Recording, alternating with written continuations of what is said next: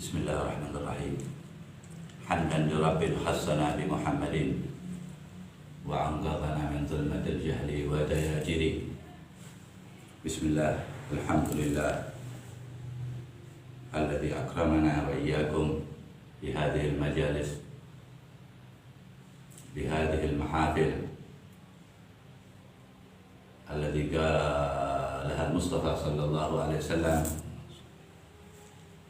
qaumun la yashqa bihim jalisuhum, golongan yang tidak celaka duduknya atau selalu beruntung di mata Allah Subhanahu wa ta'ala. Allahumma salli ala sayyidina Muhammad wa ala ali sayyidina Muhammad. Kita bersalawat kepada Rasul sallallahu alaihi wa alihi wa sahbihi wasallam agar Allah bersalawat kepada kita,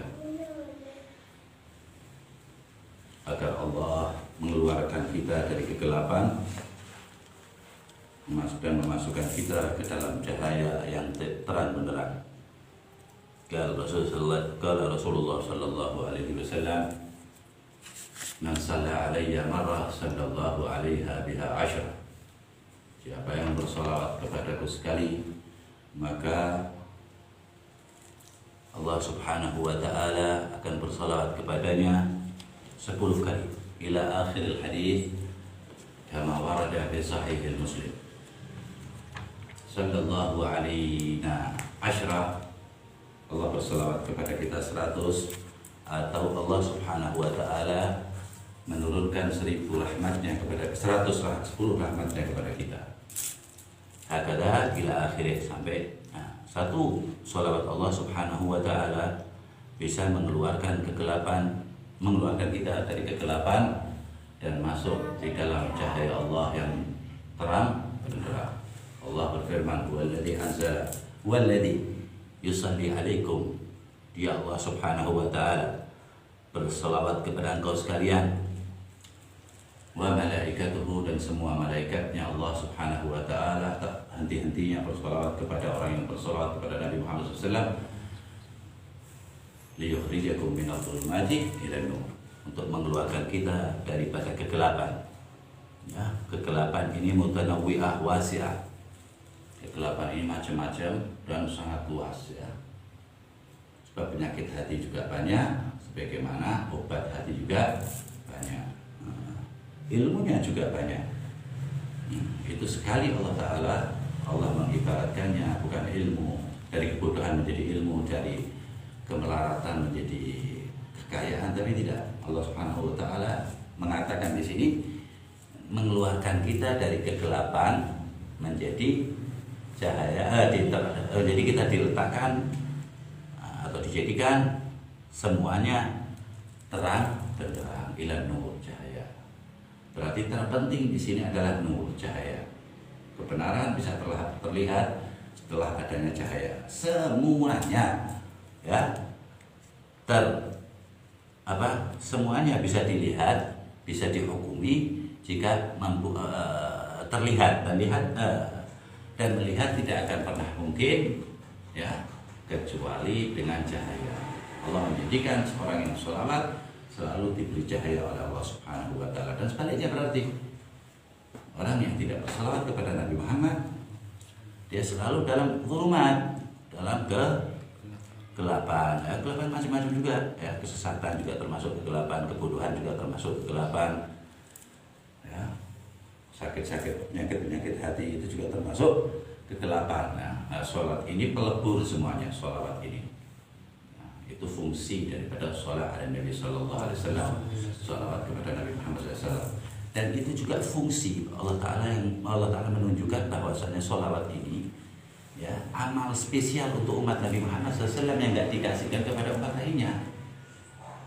Ya, maksudnya umat Nabi Muhammad itu disayang Allah spesial daripada umat-umat lainnya, sebagaimana Nabi Muhammad disayang, dicintai lebih daripada nabi-nabi yang lain. Nah, amalannya itu tadi sholawat, ya, selain mafruḍat dan sebagainya, ya, sholat 5 waktu, nawafil, sholat sunnah, ya, macam-macam amalnya. Tapi ini dikasih bonus sama Allah Ta'ala khusus di Sayyidina Nabi Muhammad wa umatih. kekhususan Nabi Muhammad SAW yang nggak diberikan kepada lainnya oleh Allah Ta'ala. Thabit al-wahid, satu tok. Begitu pula umatnya diberikan oleh Allah Subhanahu Wa Ta'ala satu amalan yang nggak dikasih sama umat lainnya. Bayangin Allah bersolawat kepada kita. Sifatnya itu mengeluarkan kita dari kebodohan, kegelapan dan lain sebagainya. Yukhrijukum minadh dhulumati ilan nur. Ada taksis lillah dari Allah Subhanahu Wa Ta'ala. Nah, alangkah bodohnya orang yang tidak mengambil kekhususan dari Allah Ta'ala, keringanan dari Allah Ta'ala, keuntungan dari Allah Subhanahu Wa Ta'ala. Keuntungan dari semuanya itu bisa sirna, tapi kalau keuntungan dari Allah Ta'ala, Allah memberi untung sekalian menjaga untung itu. Itu bedanya untung dari Allah dan untung dari selain Allah Subhanahu Wa Ta'ala. Kama qala Allah Ta'ala, wallahu khairan hafizan wa huwa arhamur rahimin. Kata Allah sebaik-baik yang menjaga, ya, dan juga Allah Subhanahu Wa Ta'ala Maha Penyayang di atas semua yang menyayangi. Hakada ala salat ala Nabi sallallahu alaihi wasallam warad katsir, ya, banyak sekali diriwayatkan tentang pentingnya sholawat kepada Nabi Muhammad sallallahu alaihi wasallam. Seperti itu. Dan sifatnya di sini Allah Ta'ala tunjukkan keistimewaannya dulu, ditunjukkan siapa yang disholawati, diistimewakan semuanya. Tafsilnya itu kalau dipisah-pisahkan banyak sekali. Nabinya nomor satu, amalnya dari Allah Ta'ala juga. Allah Ta'ala sebelum menciptakan semuanya lalu bersolawat kepada Nabi Muhammad SAW. Seperti itu. Begitu pula amal ini amal juga nggak main-main. Kama qala Rasulullah SAW, wa man shalla alayya alfan haramallahu jasaduhu ila nar. Liman tasallallahu ya, kalau itu diringankan, kalau orang itu diberatkan ya susah. 1000 itu susah sehari. Kalau ulama pada mengatakan 1000 sehari maksudnya. Siapa 1000 sekali maka Allah Ta'ala. Lalu kalau orangnya masih maksiat, orangnya masih banyak dosa dan sebagainya, itu kan bukan urusan kita. Allah nyuruh dulu, lakuin dulu, jalanin dulu. Seperti di dalam hadis lainnya dikatakan, aqrabukum minni majlisan yaumal qiyamah aktsarukum alayya shalah. Orang yang paling dekat kelak di hari kiamat kepadaku, dariku, kata Rasulullah SAW, adalah yang banyak bersolawat kepada Rasulullah SAW. Ini dekat tuh. Kama warada fi Sunan Tirmidzi. Wa kama fil Bukhari, qala Rasulullah SAW, aqrabukum minni yaumal qiyamah ahasinukum akhlaqa. Orang yang paling dekat di hari kiamat kepadaku adalah orang yang baik akhlaknya. Di sini berarti sholawat itu memperbaiki akhlak. Ya, sebagai orang yang beriman tidak berakhlak dia kalau tidak mengingat Rasul, tidak bersolawat kepada Rasul. Akhlak gimana? Allahnya sholawat, malaikatnya sholawat. Ya, jadi nggak terbilang akhlak kalau tidak bersolawat kepada Nabi Muhammad SAW. Dan sebaliknya, sholawat itu menuju kepada akhlak yang mulia. Sholawat itu termulia. Semua sholawat bayangin menghadap Allah, ya, sholat itu disuruh bersolawat kepada Nabi Muhammad SAW. Khutbah Jumat disuruh banyak amalan-amalan yang diawali dengan sholawat kepada Rasulullah SAW. Ini tanda Allah sayang kepada kita. Kita ambil atau enggak? Dan tidak ada makruh abadan, enggak bakalan ditolak oleh Allah SWT. Enggak ada selawat ditolak, walaupun mabuk orang itu, walaupun riya, walaupun asi, tukang maksiat, tetap sholawatnya diambil oleh Allah Ta'ala ta'ziman wa takriman. Allah memuliakan, ya, menspesialkan Nabi Muhammad SAW dengan mengambil itu sholawatnya. Nah, itu untuk hambanya. Allah mencontohkan pada dirinya. Sebelum hambanya, makhluknya disuruh, bahkan diciptakan aja belum, Allah udah sholawat sama Nabi Muhammad satu ini. Sallallahu alaihi wasallam. Maka yang kedua, kita itu kalau sholawat sama nurut diundang Allah. Hei orang-orang yang beriman.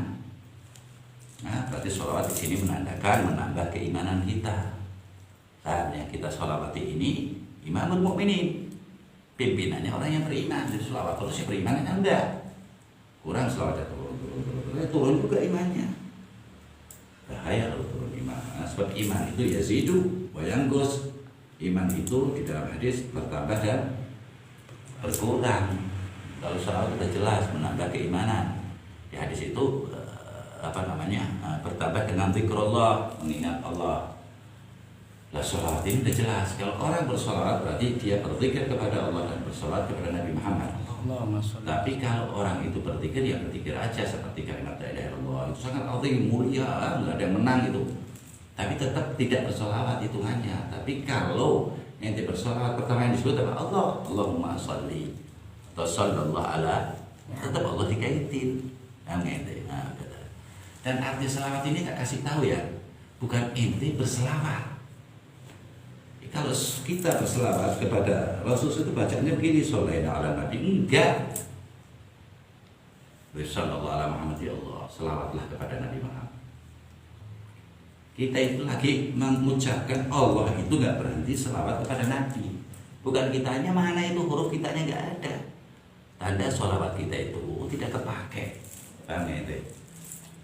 Nah, karena apa? Tanda ucapan kita itu nggak kepake kecuali selawat dan lain sebagainya. Kecuali Allah Subhanahu Wa Taala menjadikan ucapan kita terpakai dengan sholawat itu.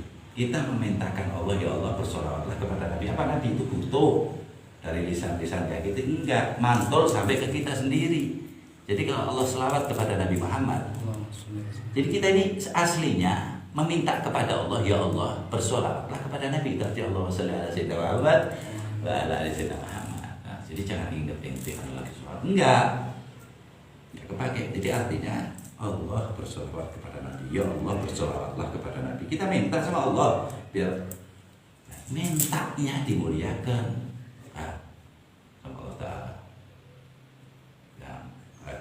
Dimuliakan ini kenapa? Karena mulut kita digerakkan oleh Allah Ta'ala untuk meminta. Sebagaimana Allah Ta'ala itu berfirman, ya ayyuhalladzina amanu shollu alaihi, satu orang. Kalau alaihim ya kan, ya orang yang beriman, undang itu semuanya. Yang nggak datang berarti kan Allah menghendaki orang itu tidak beriman atau kurang beriman. Itu yang nggak datang atau nggak menjalankan. Lagi mana yang menyerang selawat, nggak senang dengan selawat, mengatai atau mencemooh atau dan sebagainya ya, dengan dalil apapun nggak bisa.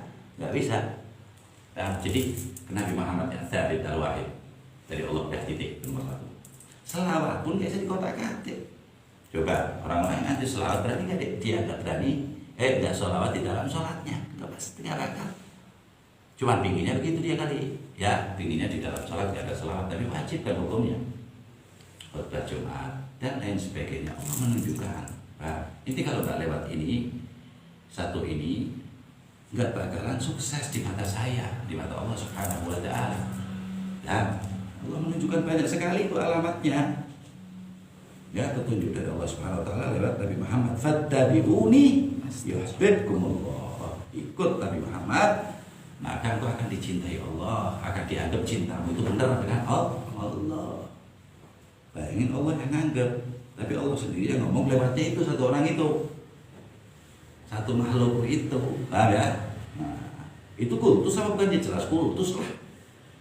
Mensucikan Nabi Muhammad di atas yang lainnya itu mengkultuskan Nabi Muhammad, berarti wajib Allah yang mengkultuskan. Nah, sebaliknya orang yang tidak mengkultuskan itu khilaful aula. Dia menentang dengan yang baik, yang aula. Utusan Nabi Muhammad pertama kali dari Allah. Dan kemudian gak tanggung-tanggung Allah Ta'ala mengkultuskan Nabi Muhammad lewat lisan-lisan dan statement-statement para Nabi lainnya. Nabi Adam, ya, setelah sujud sekian lama, dan Allah kirim di dalam otak dan hatinya untuk menyebut nama Nabi Muhammad, fa'afaralahu. Kemudian setelah diturunkan itu di dunia, sujud 100 tahun, baru setelah itu kan Allah skenarionya. Nah, terus di Bukhari banyak sekali tentang keistimewaan Nabi